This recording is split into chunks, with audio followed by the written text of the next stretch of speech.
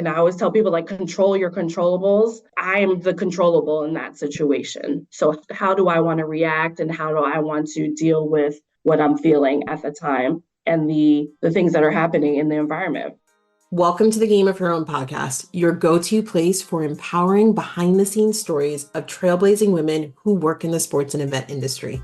I'm your host, Jahaan Blake, and I'm honored to bring you this free resource where you'll hear firsthand accounts of how these incredible women got their seat at the table. And I will personally share strategies to help develop your leadership skills in this industry. We've got a lot to explore together. I am so glad you're here. All right, Game of Her Own listeners, let's do this. Before we jump in, I want to remind you, Game of Her Own listeners, that this episode is about toxic work environments. The goal of the series is not to expose, but to educate, inspire, and support. So, as a result, I will not reveal who our guest is today. And the guest will not use the name of organizations or people. They will simply share their journey in hopes of lighting the way for others in similar situations. With that said, I'm excited to welcome our next guest. All right, my friend, welcome to the Game of Her Own podcast. I'm so happy you're here. Thank you so much for having me. Of course. So I did my homework, and as I understand it, you have close to 18 years of experience in the sports and events world. Did I get that right? When you say it like that, I mean, I want to say no, but yes, close to that, I would say yes. Y'all can't see her, but her eyes lit up when I said that number. Like, man, has it been that long? That old. Okay, yes. And wait till you start putting a 2 in front of it. Like, Nope. Yeah. Yep. That's me. That's where I am. All right. Well, let's get into it. I'm really grateful that you're here. Everyone who's listening is grateful that you're here. You're sharing anonymously, but share, if you can, some specifics or some things that happened to you while you were working in a toxic work environment. Well, first, I will say at that time, toxic work environment was not a thing. Like, it was not terminology. So I think at the time, I just thought that was how it was supposed to be, that's just how the business was. It wasn't until probably a little bit of time in, I don't know, 6 months, a year, to like, this keeps happening. This should not happen. It wasn't always something that happened to me, more so like happened around me or happened to somebody I reported to. So it was not always me as a direct person receiving the toxicity. But like you said, it's more so the environment, which can a lot of times, most time, be very hard to work in. That's going to be really tough watching your manager, your boss, have to deal with it too. Yeah. So a lot of the women I've talked to so far, they never had to see their manager or boss going through it. They were the one who was, putting them in that toxic work environment and making it happen. But for you, it sounds like it's happening to everyone around you. Is that right? Yeah. What type of things were happening? A lot of yelling, a lot of just like disappointment, like, this happened, why did this happen? This shouldn't have happened. You should have done this. And it's more like, well, how am I supposed to know to do that in certain cases? It was a lot of that. Ugh, the yelling is I mean, okay, so, we're not curing cancer here in the sports and events and entertainment field, right? Like, that's not what we're doing. Nobody's life is on the line, like literally on a table and on the line because of us. You're showing up to work, trying to do your best, and then you're dealing with an environment where someone's always constantly yelling. And it sounds like the second thing you said was, if you didn't do things perfectly and you had a miss or you failed or something, there was no grace given. It was almost like you got in trouble, which I imagine caused fear. You were constantly operating from fear because you were afraid to fail. Is that right? You are correct. What was that like? Like that, I'm already hard enough on myself where I know, right. Like, I don't want to fail. And all this pressure is on me. And right. But I can also change that tune anytime I want to and just have a reality check. I'm like, girl, get it together. Stop that. But you, like, imagine your boss or your leadership was doing that to you. Like, how did you feel and how did you deal with it? At times I felt discouraged. I felt like it was time to go, like I needed to leave. That wasn't the environment I wanted to be in. And then I'd be okay for a month, 2 months, whatever. And then like something else would happen and would trigger that feeling again, right? And then you're beating yourself up because like, oh, this happened before. Why didn't I just leave? Why didn't I just find another job? I knew this was going to happen again. So you're beating yourself up for no reason, obviously. It's a domino effect as to how it affects you, the ways that it affects you. So it's like you almost like recover and it comes back. You're like, oh, shit, this again. Did anyone stand up to the person, people who were doing that? Yeah. There were people that were stronger than my manager, I would say, that did a very good job of standing up for the little people at the time, for me, like the little people like me. And then also just taking accountability as a whole, right? Sometimes it's not just me or just the manager or just a colleague. It's maybe the department as a whole, but having someone that is able to stand up for you and fight for you because they can see the promise and the good and the hard work that you're doing, where the people that are a level or two above them may not be able to see all that. Did you have a breaking point? Like there's something that happened where you were just like, I'm out. I'm not doing this anymore. Yes, probably about 2 years into it. I was on the phone with I forget who at the time, but I was just like, I'm done. I can't do this. I didn't go to school and get a degree to be, to be treated like this or to have to deal with this. I can do so much more. Like it, and part of it too was just like what I was doing wasn't sufficient in terms of like I could be doing more. Like I wanted to be doing more professionally, but I just felt like stagnant and stalled in addition to having to just feel like I never do anything right. Did it impact you at home? Not really. What?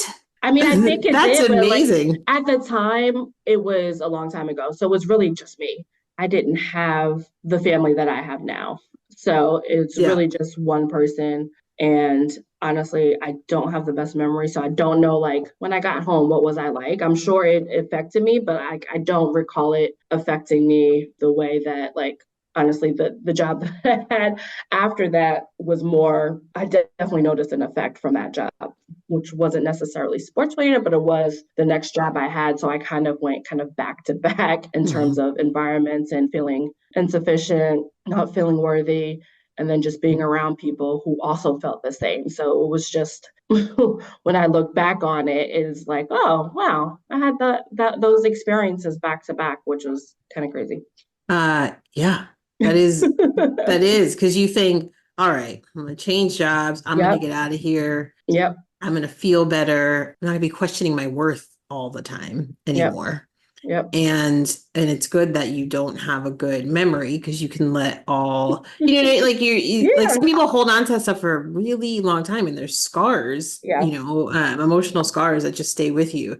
Going to back toxic work environments, regardless of industry, it doesn't even matter. When you were interviewing, did you think you were going into a place that was no toxic? No. No. There are no red flags then, at least. I mean, not then. As I look back on it, there probably were a couple, but like going through it, no. It wasn't until I got into it in which it was like, oh, and it was another environment where it's not necessarily directed right at me, the crazy things that were happening. It was everybody around me, people coming like crying and just like stories of mistreatment of no, you can't do this. I know this is your wedding, but no, you can't take that time off because this is such and such event is going on. Meanwhile, there's 11 people in our department. It's just like the different things that went on with different people. I definitely noticed. My husband definitely noticed. Like I came home just like defeated and just like, and then it's one of those things where it's like, oh, something happens, something crazy happens, and then you think nothing else crazier can happen, and it's okay for a little bit, and then some other stuff happens, and it's really just, it was just ongoing and ongoing and ongoing to the point where I was like, okay, besides the fact that I didn't want to be in that industry anymore, I wanted to change. I really wanted to change jobs because I did not want to be in that environment anymore. Hey, Game of Thrones listeners, Jahaan popping in here. Do you ever feel overlooked at work or perhaps unsure how to advocate for yourself? You are not alone. And it's exactly why I've created a free training called Empower Your Career, Mastering the Art of Self-Advocacy for Promotion and Raises. In this training, I will teach you tactics like how to have meaningful interactions with your leadership team, how to increase your confidence, and there's so much more. You'll walk away with the tools to confidently seize control of your career growth. So, what do you think? Are you ready to stop being overlooked and start being noticed? If you are, the link to sign up is in the show notes. Let's elevate your career together. All right, let's get back to the episode. Okay, so I have a lot of questions here. Yeah, One, yeah. you kind of snuck that wedding thing in. Now I know this wasn't your wedding, but right, like if someone came into you was upset because they were told they can't take off time for their wedding because there was a such and such event. Did I Mm-hmm. hear that right? Mm-hmm. And I don't even know if the event was actually like for real Yeah, yeah. happening. It was like, oh, we could be doing this. So now, like they're honestly purposely being mean, evil to people for whatever reason. I have no idea. Because they Wow. could, like they felt like, certain people are more vulnerable than others. And Yeah, I'm yeah. assuming they looked at me as not one of those people for whatever reason. Hmm. But there were people that they took advantage of because I think they felt that they were more vulnerable and could pick on them more. That is Yeah. wild. I wonder what that person ended up doing. I know that when I got engaged, I was working. Well, I said I wasn't naming names in this one, so I won't name it. But I, my manager said, "Oh, you left early, right? We were virtual on Fridays. You left early, meaning I signed off at 4:30." And she's like, I know you got engaged, but just so you know, because I was going out to celebrate with my friends. And Fridays, it was a very, very like flexible, like y'all work really hard all week. So, work from home or come into the office and like like you do you, right? There was Right. no like you weren't on site with the client on Fridays. So you got your work done and then you disappeared. So I left at 4:30 to go meet my friends to celebrate because I hadn't seen them. And yes, she called me and said, while I was celebrating, and said, you left 30 minutes early or whatever time. And listen, just so you know, like this is an exciting time for you, I understand. But just so you know, when I got engaged on a Saturday, after everything was done, I went back to work that day. I was like, Okay. that's exactly right. I said, okay. I'm so confused. Like, I mean, it was really like I was just shocked. I was like, okay, well, like maybe you were really busy. Maybe you were like, this is Right. not the same situation. Not the same. This is Friday. Why are you bothering me? Needless to say, I had one foot out the door at that time anyway. Right. But I was, that makes you feel like you're like less than, you're not an adult. Like Mm-hmm. I didn't take at that point. I was like, okay, Right. I'm not absorbing this as my own problem. But I remember laughing. I'm like, this is the problem with like corporations. Like you treat people like they're not human. Yes. Like you set rules and expectations, and I met them all. Just because you did something doesn't mean that I have to do something the way you do it. There is no way if I had to work on that Saturday that I got engaged or whatever day it was. I'd be like, I'll be back tomorrow. I can't Right. concentrate. Like, like I'll work longer tomorrow. You got to trust people to get their job done. Yeah. But talk about, sorry, that apparently was triggering for me. So talk about, it's almost like, your toxic work environment, like wasn't happening to you, but you were in it, you were working in it and Deep. people next to you were being impacted and that was impacting your morale. Like you said, your husband noticed. My morale, personally and professionally. Just going home, just feeling just depleted emotionally because I feel bad for like my colleagues and some of those colleagues have turned into friends. So just not wanting them to go through that. And then on the other end, with the manager having an affinity with a few of the people that were in our department, and you could tell they had a much closer relationship, a year or two into it was like so and so's getting promoted. I'm like, I've got double the experience she has. And maybe not directly in what we're doing, but like that's weird and just honestly just like making up positions because nothing existed before. So like just promoting somebody because you like them, I don't know. So that type of stuff was happening and that creates animosity within the event group. And so having to Mhm. deal with that and then again like some people getting reprimanded for doing something wrong within an event, but then other people not.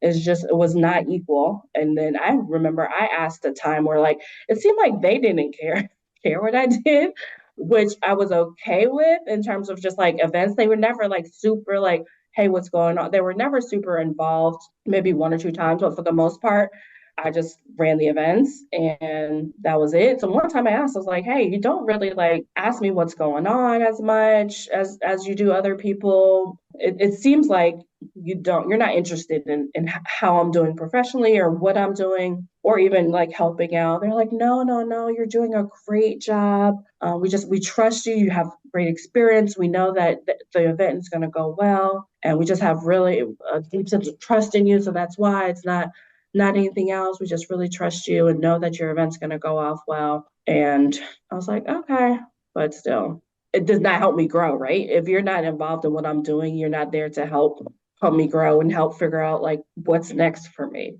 So yeah, so they were leaving you alone. It Mm-hmm. sounds like at this particular job, they didn't want to mess with you for Right. whatever we don't know why, but you're Mm-hmm. yeah, yes. We'll say we don't know why with air quotes.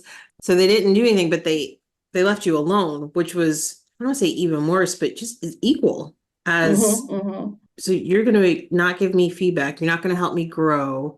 You're just going to basically ignore me because you say I don't need anything. And then you're promoting other people in these Yep. invisible opportunities that no one ever heard of. And they just all of a sudden appear in their job. And you're like, wait, what? Right. You didn't even have the opportunity. So it's Right. almost just kind of closing you out like, okay, let her go do her job. Mm-hmm. Don't mess with her. Mm-hmm. But we're not going to promote her or anything either. We're not going to help her. So that's Right. even almost even worse. Did you stay in that job a long time or were you like, I'm out quicker No. because your second time Yeah. around? Yeah. Quicker. Gone. Yeah. It was like a year and a half, maybe. Oh, and where'd that courage come from? Wanting to be happy and healthy mentally and physically. Yeah. It's so easy. Like it's just like, okay, that's the most important thing to me Hmm. and your family. And being a better representative with my family, you know? I Yeah. mean, it affects your relationships and affects how you show up to places. And I was tired of it, as were quite a few others. It was the mass exodus. Oh, safety in numbers. Now, your current role, not say what it is, but how did you look for those red flags? Or were you worried about going like I can't do this again? Like how did you prevent your like make sure you weren't going to end up in a um, toxic environment again? I knew somebody that worked in the department. So I knew that person. I knew their work ethic. They also knew the toxic environment I was in because they were same at the same company, but in a different area. So it was reassuring to see that person, to have a person to, lean on and know that they know what I had to deal with. So I feel like they would have given me the heads up of like, hey, this is not the move to make type of thing or something to that extent. I just felt a different vibe in Mm, terms of like, thinking about career growth and culture and just having the opportunity to be in like extracurricular business groups and resource groups is just more of a variety and more opportunity for growth for me. And the people that I've met with presented that well mm, and really talked about the culture and their length of service was encouraging and the fact that they were able to move around. So all those elements kind of added up. And I mean, as soon as I got here, I immediately felt the culture different. And I didn't go from toxic job to this current job. There was a job in between. Still, still felt the culture difference from even the job before that.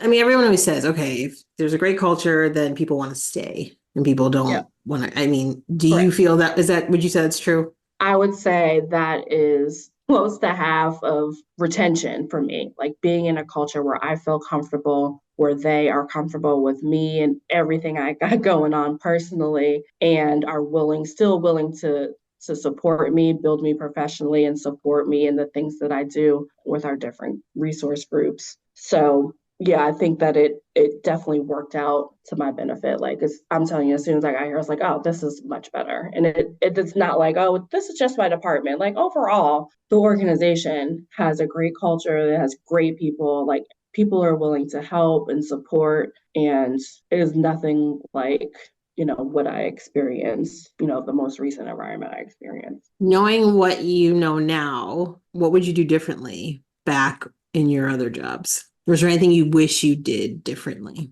I mean, either some form of therapy or something I knew that wasn't right, but I didn't know how to control me, right? So if you're in an environment, you want to say stay there for professional reasons, whatever, or it's not frequent enough where you would say leave, and you want to stay and gain more experience, and there are other things that are maybe balancing out a little, some of the toxicity, then I would say find ways for me to deal with it. Like, so how do I, when this happens, how do I need to deal with it? Whether that's whether I get that from talking to a therapist or get that from talking to a manager, like these are the things that trigger me. How do you suggest I deal with them?